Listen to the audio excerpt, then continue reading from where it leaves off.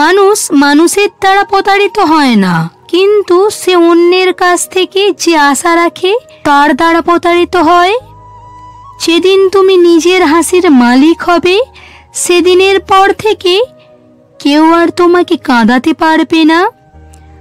মাঠে পরাজিত ব্যক্তি জিততে পারে, কিন্তু মনের কাছে পরাজিত ব্যক্তি কখনো জিততে পারে না। সিংহ হও, সিংহাসন নিয়ে চিন্তা করবে না, যেখানে বসবে সেখানেই সিংহাসন হয়ে যাবে। মানুষ তখনই সফল হয় যখন সে পৃথিবীকে নয়, বরং নিজেকে বদলাতে শুরু করে। খাবার হোক বা ভালোবাসা, কাউকে বেশি দিলে সে অসম্পূর্ণ রেখে চলে যায়। অভিজ্ঞতা সিংহকে নীরব থাকতে শিখিয়েছে, কারণ গর্জন করে শিকার করা যায় না।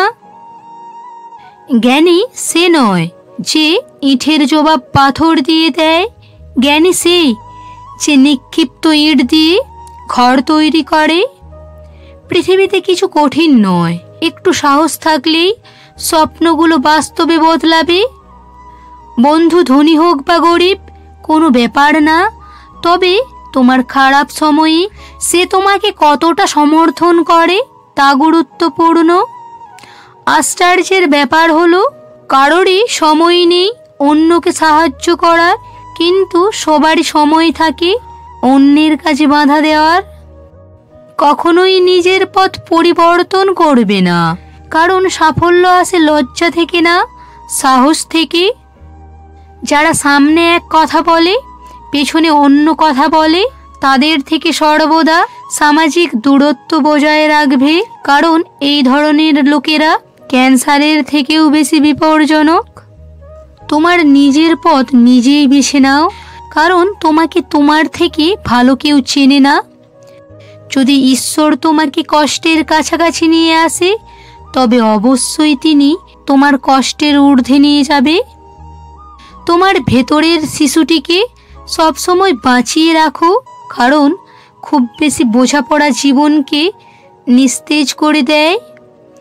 যে তোমাকে নিয়ে তিক্ত তাকে ছেড়ে দাও, কারণ বোঝা হওয়ার চেয়ে স্মৃতি হয়ে রয়ে যাওয়া অনেক ভালো।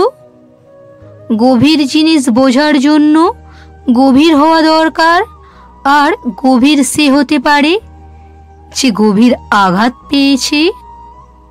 একটা ছোট্ট মোবাইলের লক ভুল পাসওয়ার্ড দিয়ে খোলে না, তাহলে ভুল পথে জীবনযাপন করলে সাফল্যের দরজা কিভাবে খুলবে? অন্যের প্রাসাদের দাস হওয়ার চেয়ে নিজের কুঁড়ে ঘরের রাজা হওয়া অনেক ভালো। পিঠকে সবসময় শক্ত রাখতে হবে, কারণ প্রশংসা আর ছলনা দুটোই আসে পেছন থেকে। বন্ধুরা, ভিডিওটা কেমন হয়েছে অবশ্যই কমেন্ট করে জানিও।